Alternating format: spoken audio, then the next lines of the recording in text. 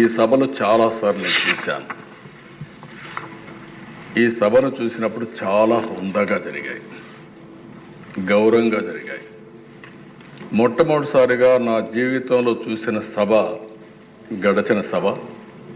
ఆ రోజు ఈ సభలోనే చెప్పాను, ఇది గౌరవ సభ కాదు, ఇది కౌరవ సభ. మళ్ళీ ఈ సభను ప్రజల దగ్గరికి వెళ్ళి ప్రజల ఆమోదం తీసుకుని మళ్ళీ సభకు వచ్చి గౌరవ సభ చేస్తామని ఆ రోజు కంకణం కట్టుకొని ప్రతిజ్ఞ చేసి వెళ్ళాం. అది నిలబెట్టుకొని అసెంబ్లీకి వచ్చాం. కానీ ఈ గౌరవ సభని గౌరవించే సంస్కారం లేని పార్టీ ఈరోజు అసెంబ్లీ కూడా వచ్చే పరిస్థితి లేకుండా పోయింది.